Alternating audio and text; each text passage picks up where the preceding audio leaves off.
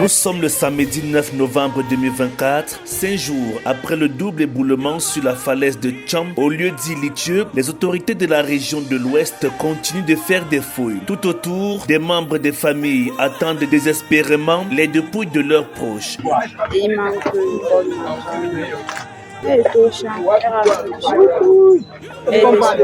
Lui, il fait partie des témoins ayant vécu la scène tragique de ce double éboulement. Depuis 5 jours, il a complètement perdu la direction du nord. Son frère cadet n'a pas pu échapper au drame. Il invite donc le gouvernement à accélérer sur les recherches. Tout ce qui est vrai, du gouvernement, c'est qu'il puisse accélérer la procédure de fouilles, c'est tout. À l'heure, si les familles sont vraiment désespérées au village, sont vraiment inconsolables. C'est depuis 5 jours que je suis ici. Vraiment, mon frère est décédé suite à l'éboulement. C'est ça, bon, c'est depuis quand même, depuis tous ces derniers jours-ci, quand même, les efforts mis par les sapeurs quand même sont. C'est parce que depuis hier, aujourd'hui, on a pu déterrer les corps, plus de 5 corps par rapport au premier jour. Mais pour le moment, maintenant, je veux juste que le processus puisse être accéléré et puissons puisse trouver le corps de mon frère cadet. C'est tout ce que je veux là-bas. Et si le gouvernement aussi vraiment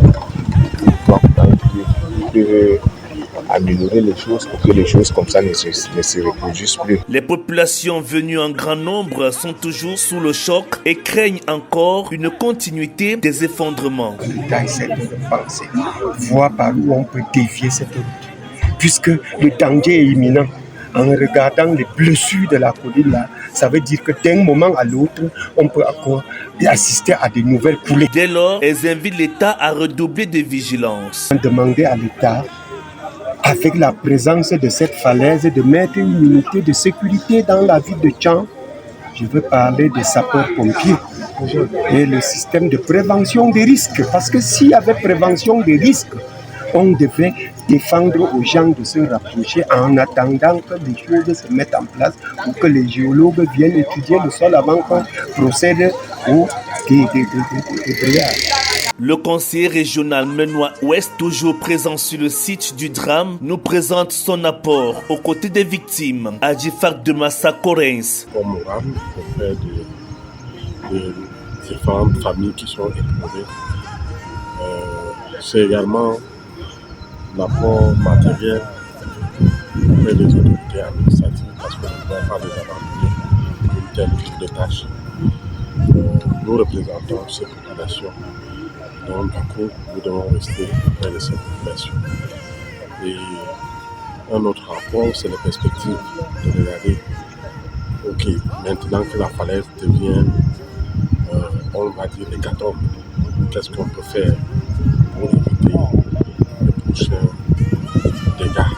L'opération d'extraction des corps se poursuit sur le site de l'éboulement. Elle se passe sous le regard vigilant du premier magistrat de la commune de Tchang. Il faut faire des fouilles avec tact. Jacques Gabriel Kemle Tchabgou. L'être humain est quelque chose de délicat. Vous voyez, il y a des familles qui sont là, qui continuent à espérer. Depuis que nous avons lancé l'opération d'extraction des corps, et d'autres ont eu satisfaction il y a quelques heures. C'est-à-dire, quand ils ont vu qu'on avait sorti le corps de la personne qu'ils attendaient. Et c'est cela qui nous donne l'énergie de continuer à fouiller. Certains ont dit, mais pourquoi on ne retourne pas cette terre rapidement pour savoir s'il y a quelqu'un là-bas ou pas? Nous leur avons dit, ce sont des êtres humains. Et ces machines que vous voyez, quand elles descendent, ça avait une certaine force. Pour remuer 5000 m², ça ne nous prend pas 1 heure de temps. Mais on est dans une hypothèse où on remue prudemment au regard des images et des informations des survivants. L'infatigable homme de terrain de la commune de Tcham ne passe pas une journée sans être sur le site du drame. Le maire Jacques Gabriel Kemle Tchabgou revient sur le bilan des fouilles de la journée du 9 novembre 2024. Depuis quelques jours, nous sommes assez satisfaits. Nous avons eu 11 corps il y a 24 heures Plus le corps d'aujourd'hui, ça fait 12. Et évidemment, on a quand même eu quelques survivants. Mais nous osons croire qu'au terme de la journée d'aujourd'hui, on pourra davantage soulager les familles qui attendent en extirpant d'autres corps.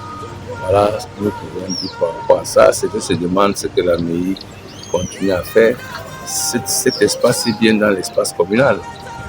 Et on se réjouit de voir que le gouverneur est là et pour encourager des équipes qui ont été mises en place pour faire le travail.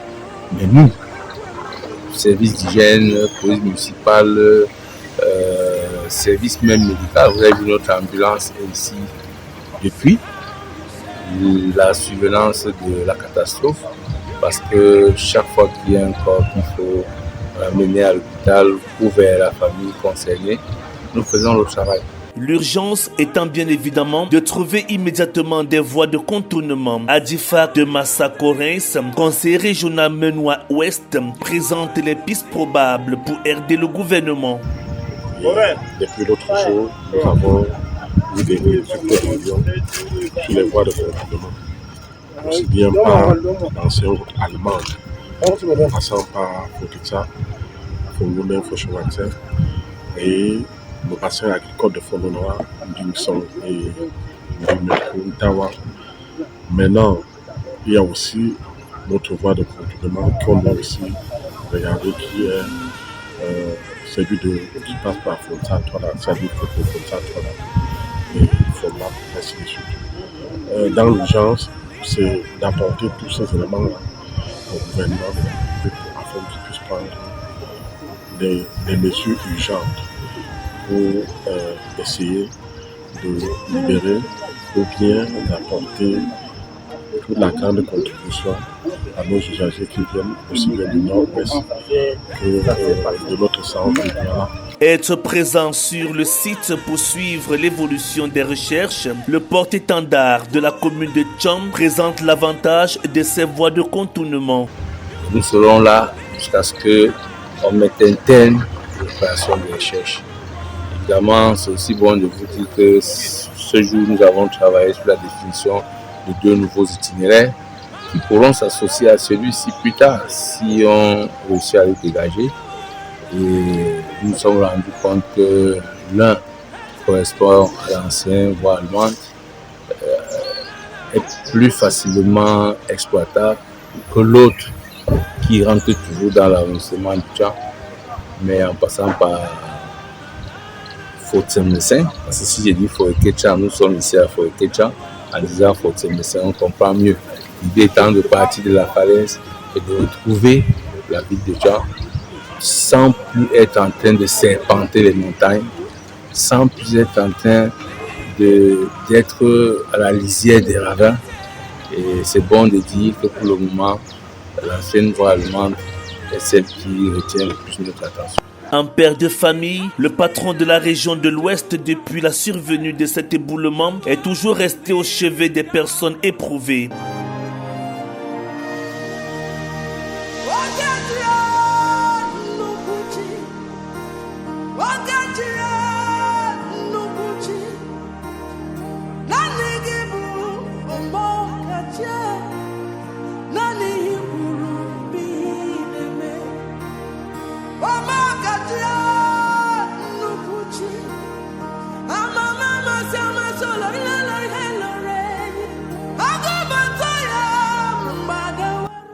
Le gouverneur Awafonka Augustine, très vigilant et attentif aux doléances de ses populations, rassure de la bonne avancée des recherches tout en les invitant à une franche collaboration afin de vite faciliter les fouilles. Si vous avez des orientations à donner, n'hésitez pas. Parce que pour tous les corps que nous avons eu hier, c'est quelqu'un qui nous a orientés, qu'ils étaient là où ils étaient 8. Et effectivement, le monsieur avait raison. Il s'est échappé, mais les autres les terres ont pris. Et hier, ce sont eux que nous avons retrouvés là où il y a des gros cailloux. On continue à être patient les engins travaillent. Pour l'heure, l'équipe des spécialistes en sciences du sol, conduite par le professeur Émile Temgwa, chef de département à l'université de Tchang, a fait des descriptions des sols objets de ces glissements. Les premiers résultats indiquent un sol très limoneux à partir de 2 mètres de profondeur. Le caractère limoneux de cette partie du sol lui confère un caractère très soyeux, très perméable et infine instable. La végétation au-dessus de la partie argileuse comprise entre 0 et 2 mètres, la pente très forte et l'ouverture de la voie en contrebas ont contribué à lâcher le versant. Les études des échantillons de ce sol sont en analyse au laboratoire d'analyse des sols et de chimie de l'environnement de la faculté d'agronomie et des sciences agricoles de l'université de Tchang. Notons à présent que l'une des bonnes nouvelles de la journée du 10 novembre 2024 est le retour en service de la pelle chargeuse de la commune de Tchang, ensevelie il y a 5 jours lors de la catastrophe survenue à la falaise de Tchang. Affaire à suivre.